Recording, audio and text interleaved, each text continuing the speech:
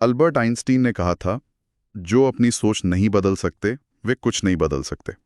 और आज की हमारी एक गहन चर्चा ये एक ऐसे ही संभावित बदलाव पर है। हाँ बिल्कुल। हम बात कर रहे हैं रूस भारत चीन त्रिकोण यानी RIC के पुनरुद्धार की। जी। रूस के विदेश मंत्री हैं सर्गेई लावरोव। उन्होंने हाल में इसे फिर से एक्टिव करने की बात कही है। तो सवाल यही उठता है कि क्या आज के वैश्विक माहौल में ये सच में मुमकिन है? देखिए, ये सवाल बहुत अहम है। RIC मतलब रूस, भारत और चीन के बीच का एक मंच। हाँ। इसकी जड़ें तो पुरानी हैं। 1998 में जो तब रूसी प्रधानमंत्री थे युवगेनी प्रिमाकोव, उनका आइडिया था ये। अच्छा। तो आज हम इसी पर बात करेंगे।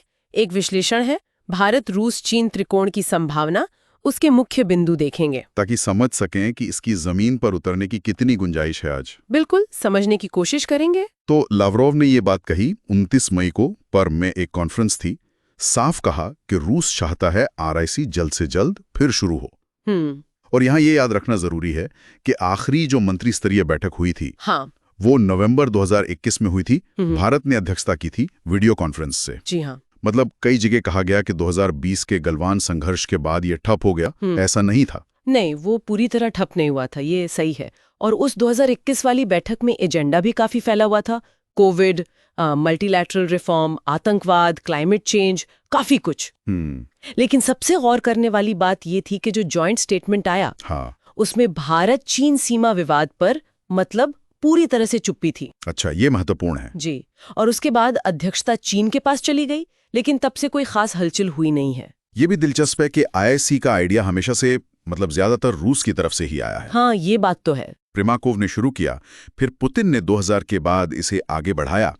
पहला शिखर सम्मेलन भी 2006 में हुआ था, सेंट पीटर्सबर्ग में। हाँ। तो लावरोव का ये ताजा बयान, क्या इसे पुतिन की जो संभावित भारत यात्रा है या शी जिनपिंग से जो उनकी हालिया मुलाकात हुई, उससे जोड़ के देखा जा सकता है? बिल्कुल देखा जा सकता है। रूस के अपने हित हैं इसमें।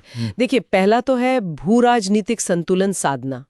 नेटो का जो विस्तार हो रहा है पूरब की तरफ, और जिसे रूस अमेरिकी हेजेमनी या दबदबा मानता है। हाँ। उसके बरक्स वो चीन और भारत के साथ एक तरह की रणनीतिक समझ बनाना चाहता है, एक मल्टीपोलर दुनिया जिसे कहते हैं। सही। और दूसरा है साझा सुरक्षा चिंताएं, खासकर इस्लामी चरमपंथ का खतरा। अच्छा।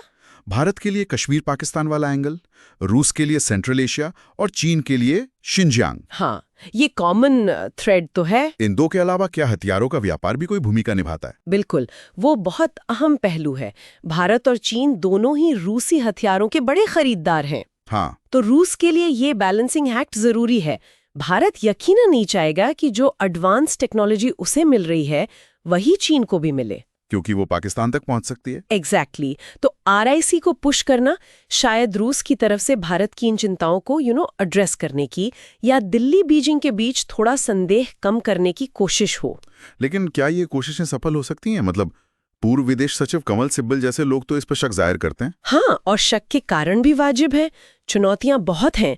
अगर भारत के नजरिए से देखें तो चीन और पाकिस्तान का जो गहरा गठजोड़ है, जो साफ तौर पे भारत के खिलाफ है, हाँ बिल्कुल, वो भारत के लिए चीन के साथ किसी ऐसे त्रिकोण में पूरी तरह सहज होना बहुत मुश्किल बना देता है। और भारत अमेरिका रिश्ते भी तो हैं। वही, भारत के अमेरिका के साथ जो रिश्ते मजबूत हो रहे हैं, वो IIC के एक संभावित एंटी अमेरिका वाले रुख से मेल नहीं खाते। सही। और चीन के नजरिए से भी देखें तो अमेरिका पर उसकी जो जबरदस्त आर्थिक निर्भरता है, वो किसी सीधे टकराव को बहुत मुश्किल, लगभग नामुमकिन बना देती है। और शायद वो माहौल भी तो बदल गया ना, जिसमें ये IISc का आइडिया पनपा था, 90s वाला।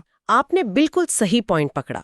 90s के दशक में जब ये बात शुरू हुई, तब दुनिया अमेरिका को अकेली सुपर पावर मान रही थी। हाँ। वो संदर्भ आज बहुत बदल गया है। और फिर रूस और चीन के अपने अंदरूनी मुद्दे भी हैं। जैसे? ऊपरी तौर पर दोस्ती दिखती है, लेकिन एक तो बहुत लंबी बॉर्डर है दोनों के बीच। फिर डेमोग्राफिक चिंताएं हैं।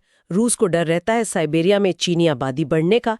सेंट्रल एशिया में कंपटीशन है, और ये खबरें भी आती हैं कि रूसी हथियारों की रिवर्स इंजीनियरिंग करके चीन उन्हें पाकिस्तान जैसों को दे रहा है। ओह, तो ये सब देखते हुए सार यही निकलता है कि भारत के लिए शायद रूस के साथ जो द्विपक्षीय संबंध हैं, हाँ, वो चीन को शामिल करने वाले त्रिपक्षीय मंच से ज्यादा अहम बने रहेंगे।